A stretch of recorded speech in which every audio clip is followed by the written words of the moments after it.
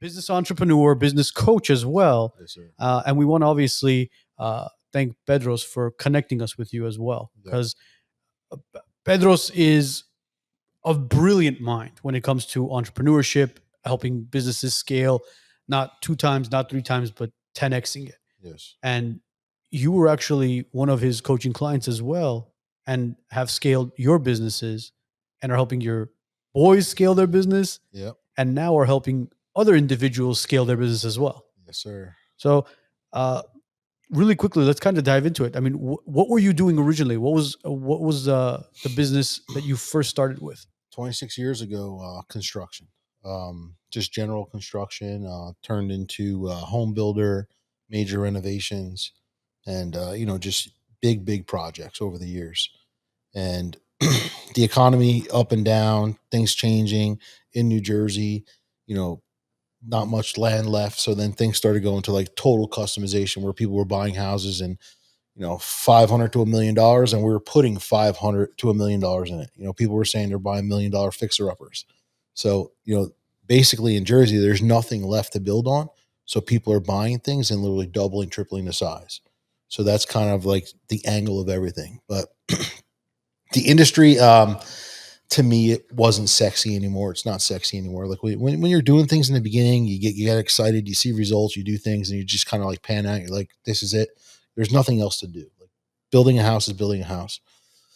And then I found myself in a position where everyone who I surrounded myself with was always asking me questions. And I was always giving them advice. Now, they don't take the advice. You know how that goes. They ask you a question. We call them an asshole because they ask. That's exactly assholes. Yes. Hey, what do you think? How should I do? Blah, blah, blah. And you spend so much time diving into whatever they're trying to do. And they end up doing the total opposite. So I go, maybe I start fucking charging people for this shit. They'll listen. So that's exactly what I did. I started a coaching program and started coaching people, and realizing if I can get to the roots of them, they're going to pay me for my time. And if they don't listen, it's not my problem. Were you coaching contractors? Coaching contractors, coaching anyone who's in business. If you own an ice cream store and you want to scale, I can help you. It's all systematic. It's all about being able to go from 0 to 100 to 1,000, right? And most people are a bottleneck of the business, which they don't want to admit. And that's why their businesses don't grow. So when you figure out the root problem of where people are and why they can't grow and how they can't get out of their own way, we were talking about that off camera.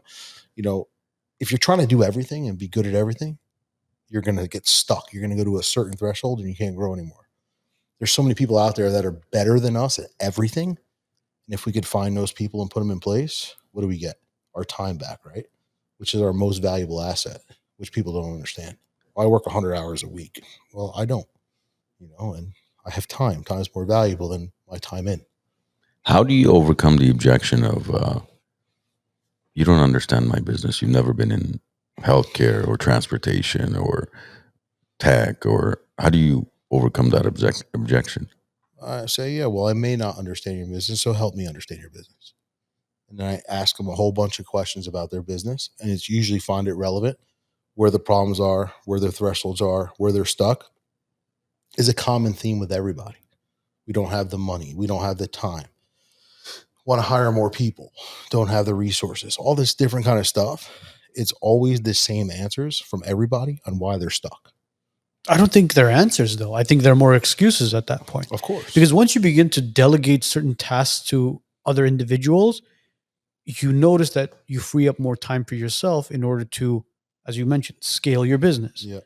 I mean, our podcast alone, we've been doing this for quite some time, and we've teamed up with certain individuals, and we're allowing them to delegate certain tasks that we were having problems with.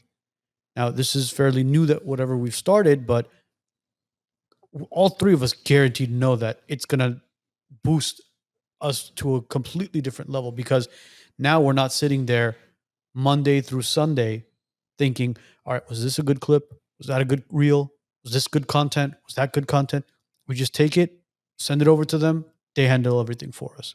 So I think that happens with every single type of business as well. If you're doing construction and you need somebody going B2B door knocking, if you were doing it and you find somebody else who was better at it, you know what? Delegate that task to him, and then you'll do it somewhere else. You'll do it in another farm area. But people are just afraid of, I would say, letting go of that hand. Yep. They got it tight, like in a vice grip at this point. It's control. Back when I was like 25 years old, I was 8 years in business. And I asked my mentor back then, I go, why can't I grow? Why am I stuck? He goes, because you're a control freak. He goes, let go.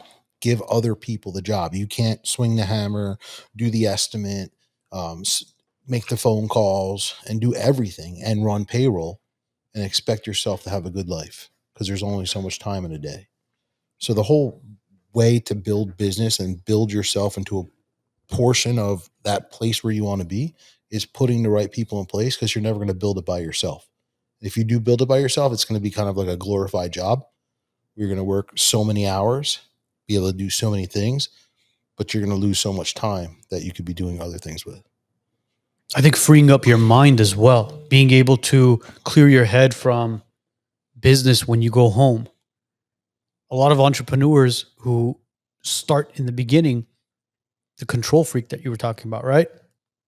They do everything from the marketing to the cold calling to the work itself, the paperwork, and then all of a sudden they're bringing work home.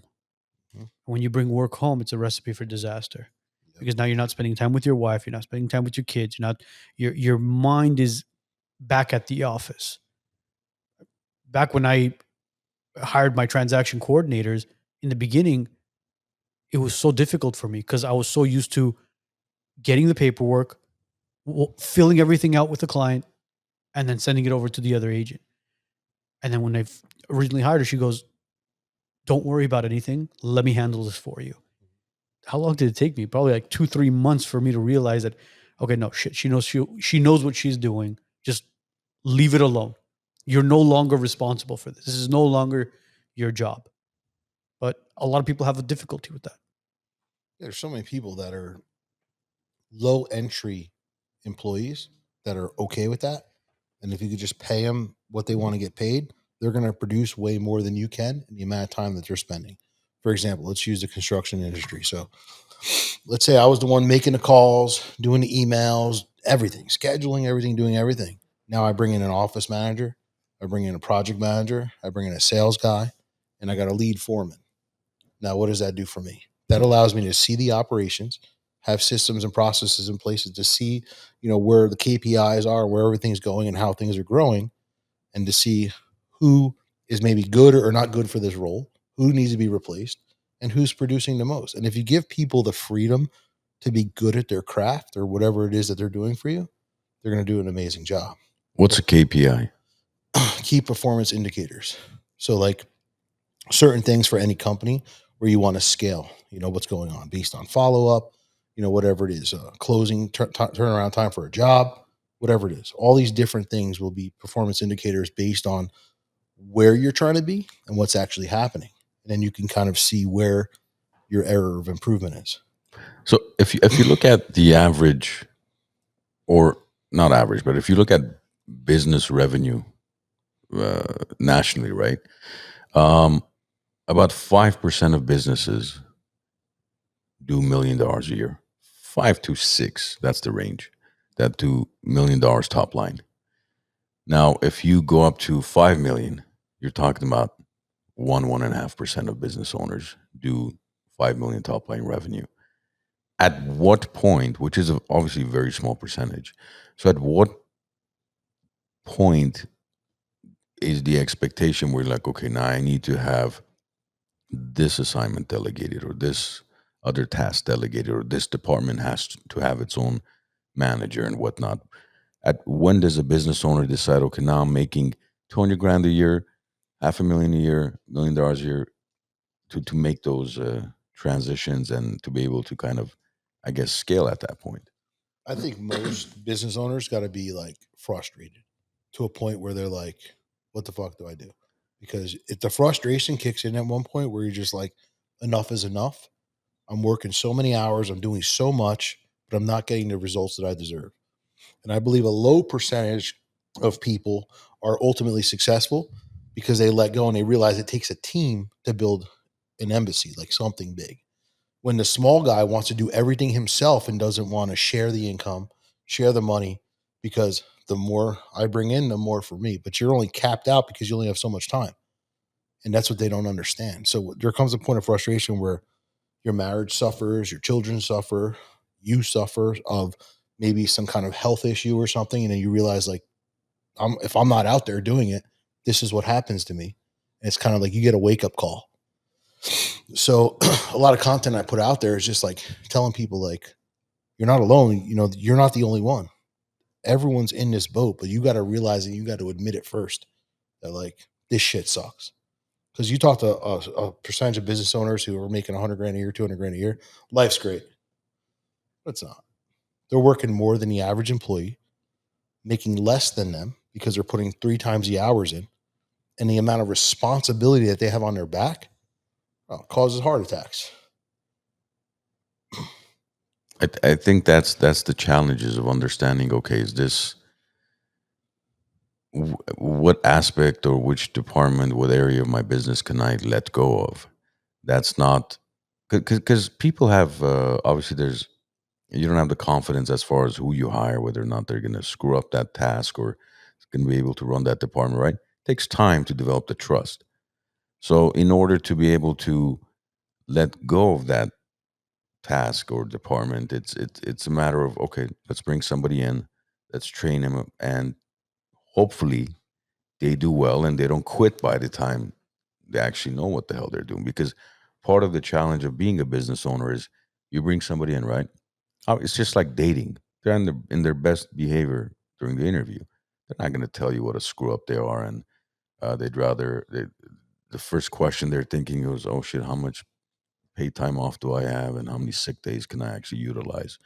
Um, they're presenting to you as, "I'm here. I'm going to work harder than you. I'm going to show up before you. I'm going to leave later than you," and then a few weeks later, You're in a or lawsuit.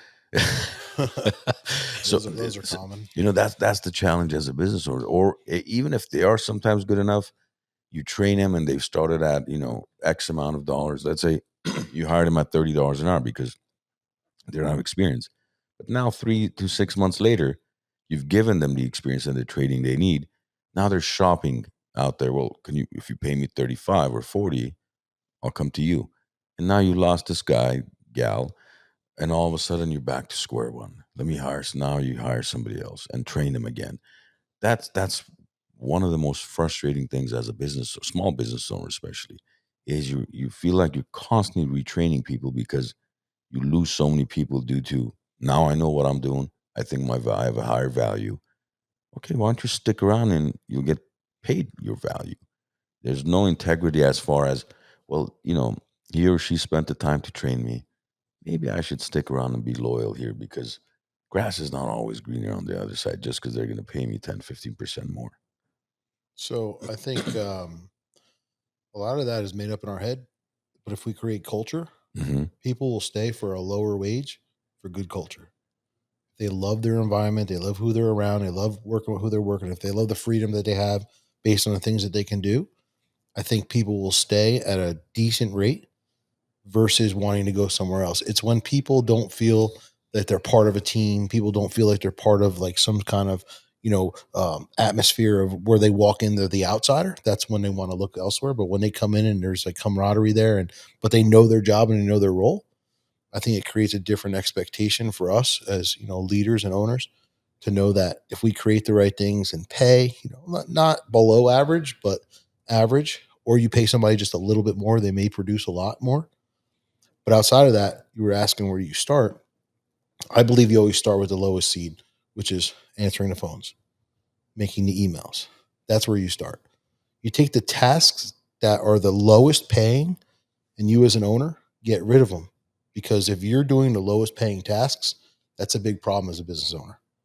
There's people out there who will take 20 bucks an hour, 25 bucks an hour to do that when your time should be worth 100 plus an hour. That makes sense. So if you're doing all that stuff, first thing to do is remove the lowest tasks. Get a call center, get a VA somewhere over, whatever. There's tons of different ways to go out there and remove the lowest paying parts of a business. And that's where you start freeing up time. Now start seeing, can I bring in someone to do this? Can I bring in someone to do this? And you do one step at a time. That's how you grow.